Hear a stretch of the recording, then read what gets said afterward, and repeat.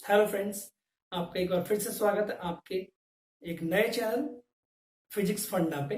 और इस चैनल में हम डिस्कस करेंगे क्लास 12th और 11th की फिजिक्स के कुछ टॉपिक। तो चलिए आज हम स्टार्ट करते हैं क्लास 12th का फिजिक्स का फर्स्ट चैप्टर इलेक्ट्रोस्टैटिक्स, और उसमें हम कुछ टॉपिक्स को डिस्कस करते हैं। उम्मीद है आपको ये अच्छा लगेगा। अगर पसंद आए तो प्लीज लाइक जरूर कीजिएगा, और अगर आपका कोई डाउट हो तो प्लीज कमेंट करके बताएं कि मैं उस पर्टिकुलर टॉपिक पे भी आपको एक वीडियो बना के भेज सकूं, सो देट आपको ज्यादा से ज्यादा बेनिफिट हो इस चैनल को देखने का। चलिए स्टार्ट करते हैं। आज का पहला टॉपिक इलेक्ट्रोस्टैटिक्स है।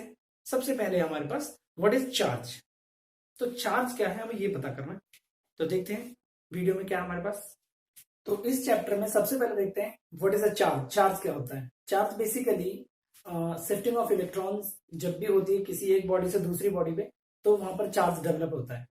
तो यहां पर हमने वही चीज लिखी है, इफ अ बॉडी गेन्स और लूजेस इलेक्ट्रॉन। अगर एक बॉडी इलेक्ट्रॉन को गेन कर ले या लूज कर दे तो उसको बोलेंगे that is the body is charge now. For example when we rub the glass rod, जब ग्लास रॉड को रब करते हैं सिल्क से, then it gets charge because of due to rubbing कुछ इलेक्ट्रॉन रॉड से सिल्क में shift हो जाते हैं, और इसी से एक जगह इलेक्ट्रॉन कम और एक जगह इलेक्ट्रॉन ज्यादा जाते हैं, तो वो चार्ज हो जाता है। तो बेसिकली चार्ज के टाइप क्या है? तो हमारे पास दो टाइप के चार्जेस होते हैं। फर्स्ट है पॉजिटिव चार्ज, सेकंड है नेगेटिव चार्ज। अब हम इसको डिस्कस करते हैं कि पॉजिटिव और नेगेटिव चार्जेस होते कैसे और आते कहां से, इलेक्ट्रॉन की शिफ्टिंग कैसे हो जाती है। जब बॉडी चार्ज होती है इलेक्ट्रॉन शिफ्ट कहां से हो जाते हैं, कैसे हो जाते हैं, वो डिस्कस करते हैं। तो अब हमारे सामने क्वेश्चन आता है कि चार्जेस होते कहां हैं? एटम में। तो आप सबको बताएं कि ये जो एक एटम है ये इलेक्ट्रिक न्यूट्रल है। ये मैंने हाइड्रोजन का बना दिया, 1 प्रोटॉन और 1 इलेक्ट्रॉन बाहर आपके सेल में एक रोटेशन लेता रहता है। इसको हम लिखते हैं 1h1। 1h1। अब ये न्यूक्लियस के अंदर ये बहुत छोटे साइज में है, और इस चार्ज को निकालना अंदर से बहुत मुश्किल है। तो ये जो बाहर का इलेक्ट्रॉन है, अगर एनी हाउ ये बाहर का इलेक्ट्रॉन यहां से कहीं रिमूव कर जाए और सिर्फ 1p बचे, 1 प्रोटॉन, तो क्या होगा? इसको हम 1h प्लस बोलते हैं। प्लस क्यों बोलते हैं? बिकॉज यहां न्यूक्लियस के अंदर पॉजिटिव 1 चार्ज था और बाहर 1 नेगेटिव चार्ज था, ओवरऑल 0। दैट मीन्स जो एटम है वो पूरा इलेक्ट्रिकली न्यूट्रल है, लेकिन जैसे ही बाहर से इलेक्ट्रॉन हम मूव करा देते हैं बाहर, तो इस पर एक पॉजिटिव चार्ज आ जाता है। क्यों आता है? बिकॉज अब यहां पर पॉजिटिव बचा, नेगेटिव इलेक्ट्रॉन कहीं चला गया। तो जैसे इलेक्ट्रॉन कहीं से मूव करके जाते हैं, तो जहां से इलेक्ट्रॉन जाते हैं वहां पर पीछे पॉजिटिव चार्ज छोड़ जाते हैं, बिकॉज वो बैलेंस खराब हो जाता है। नेगेटिव पॉजिटिव का जो बैलेंस है वो खराब हो जाता है, तो प्लस बच जाता है। तो अब देखते हैं एसआई यूनिट ऑफ चार्ज क्या है। एसआई यूनिट है चार्ज की कूलम। बेसिकली कूलम क्या होता है? ये एक साइंटिस्ट को रिगार्ड देने के लिए, फिजिशिस्ट को रिगार्ड देने के लिए रखा गया कूलम, और ये इलेक्ट्रिक चार्ज की यूनिट है। बेसिकली कूलम एक बहुत बड़ी यूनिट है चार्ज की। तो हम लोग हमेशा छोटे छोटे यूनिट्स यूज करेंगे, जैसे माइक्रो कूलम है, म्यूसी। तो चार्ज होता क्या है? एक्चुअली हमारे पास एक फॉर्मूला आप जानते हैं सब लोग, electric current is equal to charge upon time, rate of flow of charge is known the current. So charge will be electric current into time.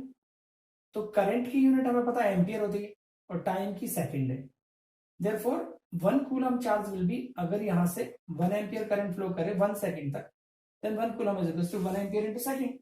That means 1 ampere current, if in a conductor 1 ampere current flows for 1 second, then the charge flows through the conductor will be 1 coulomb। और coulomb एक बहुत बड़ी unit है, तो हम छोटी छोटी units इसकी यूज करेंगे, बिकॉज 1 कूलम चार्ज बेसिकली अगर हम देखें कितना चार्ज होगा, तो 1 एम्पियर को चेक करते हैं।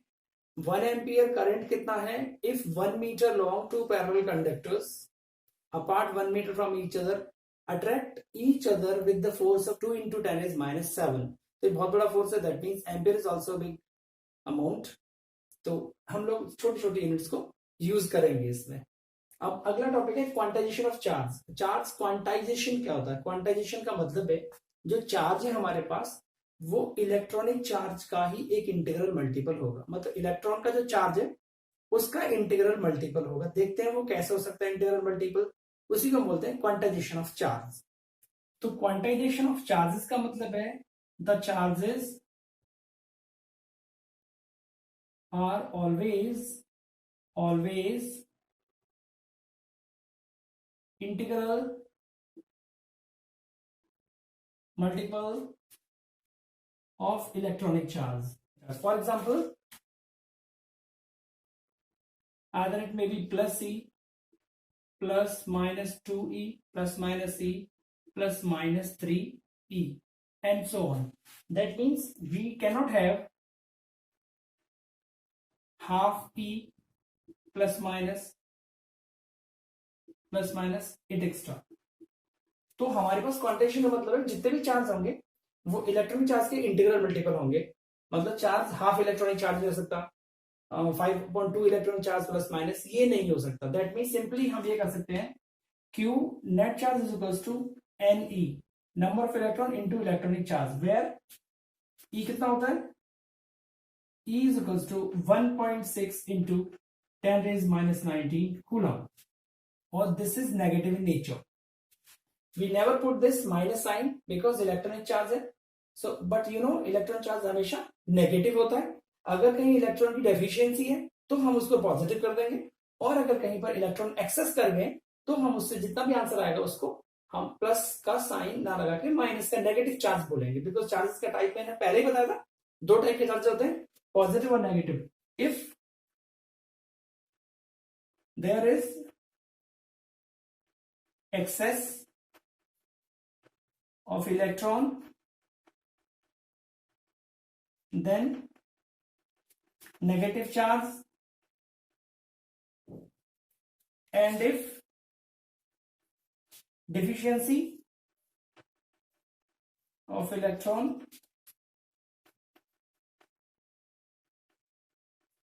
then पॉजिटिव चार्ज होगा.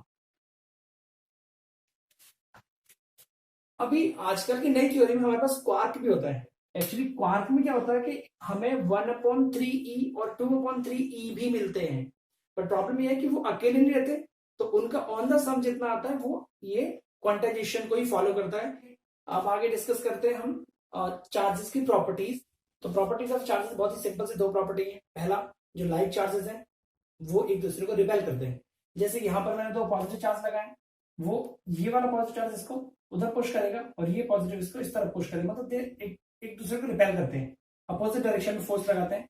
और जो अनलाइक चार्जेस हैं वो एक दूसरे को अट्रैक्ट करते हैं. इसका एक एग्जांपल आप ये भी कर सकते हैं कि आपके पास में यहाँ पर एक नेगेटिव चार्ज है और यहाँ भी एक नेगेटिव चार्ज है, तो ये दोनों भी एक दूसरे को रिपेल करेंगे, ये एक दूसरे को अट्रैक्ट नहीं कर सकते. और यहाँ पर आप चेंज कर सकते हैं, इधर आप माइनस लगाइए, इधर आप प्लस लगाइए, उसके बाद भी इनमें आपस में फोर्स ऑफ अट्रैक्शन ही लगने वाला है. तो ये सिंपल सी प्रॉपर्टी है कि लाइक चार्जेस एक दूसरे को रिपेल करते हैं और अनलाइक चार्ज एक दूसरे को अट्रैक्ट करते हैं, अपनी तरफ खींचते हैं. कंजर्वेशन ऑफ चार्जेस क्या है?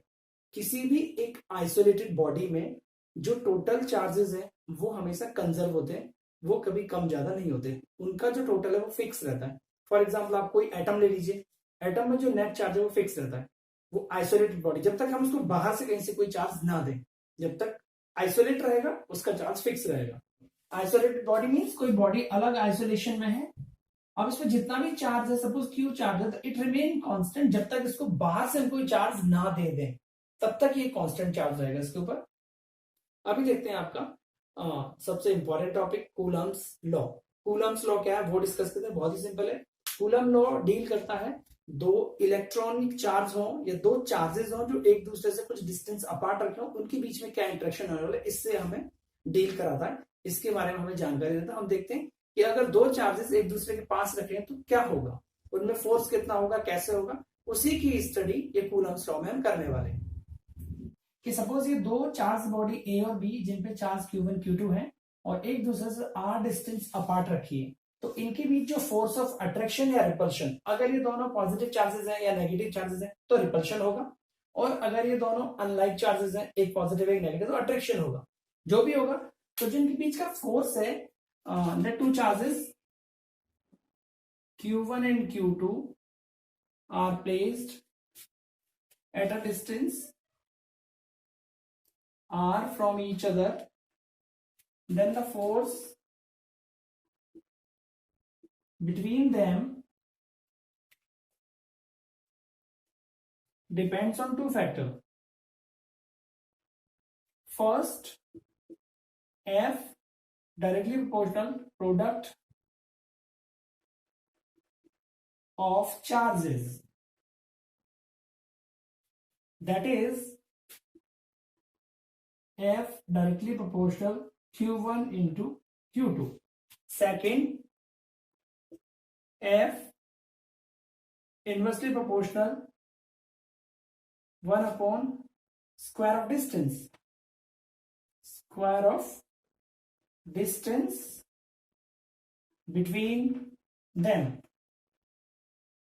that is F directly proportional 1 upon R square. This is first, this is second. Combining both, we get F directly proportional Q1 Q2 upon R square. The two charges are in vacuum or air, then F is equals to 1 upon 4 pi epsilon naught Q1 Q2 upon R square, where epsilon naught is called the permittivity of the free space. Basically, this is the proportionality constant. This is the proportionality constant. If we have any of the medium, dielectric medium, then we will replace this epsilon naught, because this is the permittivity of the free space. Then we replace this with epsilon, or we can write K also there. So let us see what is there. Here 1 upon 4 pi epsilon naught is a constant of proportionality, and its value is for air and space. अगर दोनों charge के बीच का medium air हो या space हो तो इसकी value 10⁹ value इसकी आती है. If there is a medium of dielectric constant K between two charges,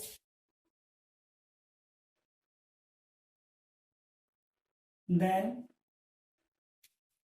F is equals to 1 upon 4 pi epsilon naught K Q1 Q2 upon R square, where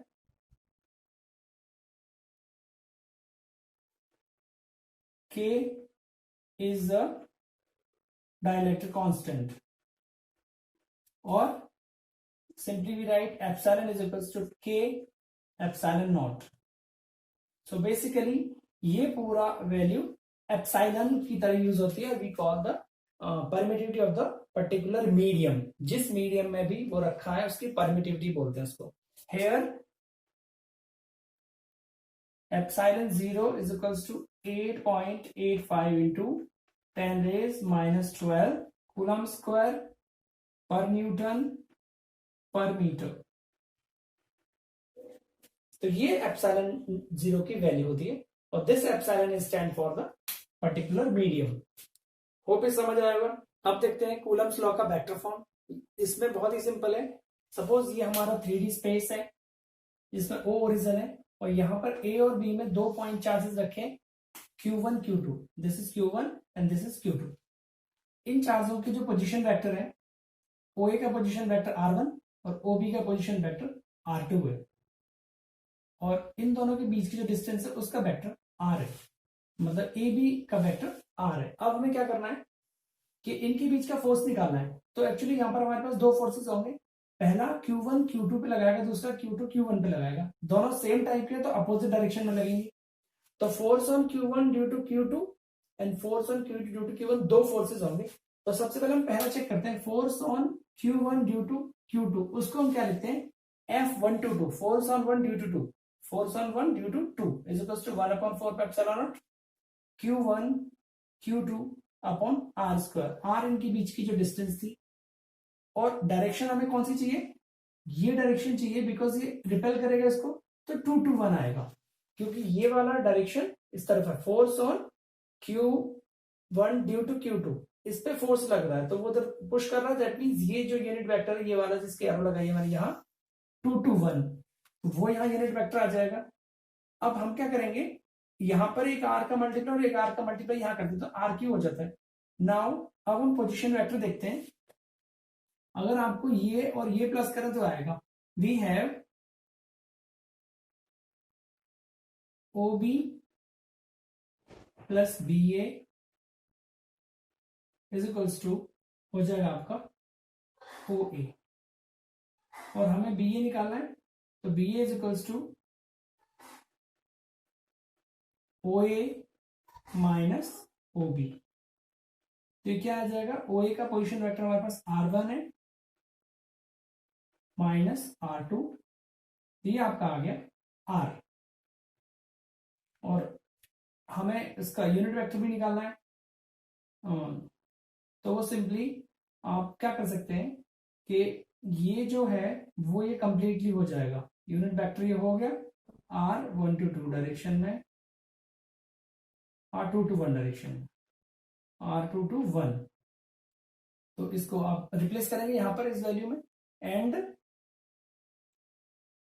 R is equals to magnitude of R1 minus R2। इनके magnitude को ही हम R vector का magnitude बोलते हैं। ये vector नहीं है, बस ये मैग्नीट्यूड है, तो इनको यहां प्लेस कर देते हैं। Therefore F1 to 2 is equals to 1/4 pi epsilon naught Q1 Q2 upon r Q की जगह ये वैल्यू रखेंगे तो R1 minus R2 mod then Q into this one R1 minus R2, ये वेक्टर आपका हो गया। तो ये F1 to 2 सिमिलरली आप करेंगे F2 to 1 force on Q2 due to Q1 F2 to 1 is equals to 1/4 pi epsilon naught Q1 Q2 upon यहां R2 minus R1 हो जाएगा बिकॉज डायरेक्शन चेंज हो गई उसकी, और यहां पर भी आपका डायरेक्शन चेंज हो जाएगी तो R2 माइनस R1 लिखेंगे। R2 minus R1 because direction of force की चेंज हो गई, ये दोनों फोर्स अपोजिट डायरेक्शन में। F1 to 2 इस तरफ है तो ये खाली ये वाला पोजीशन वेक्टर चेंज हो जाएगा, डायरेक्शन चेंज होगी, मैग्नीट्यूड सेम रहेगा। तो इसको आप चाहो तो इक्वेशन 2 लिखिए एंड इक्वेशन 3 लिखिए। तो इन दोनों इक्वेशन सेकेंड एंड थर्ड से from equation 2 and 3 we have F1 to 2 is equals to minus F2 to 1. That means both the forces are equal in magnitude but opposite in direction. So this is just hold the third law of motion, and like this you can do this vector form of Coulomb's law also. अब अगले की video में discuss करेंगे कुछ numerical problem और आगे electric field discuss करेंगे। तो आज के वीडियो में इतना ही। Thank you for watching.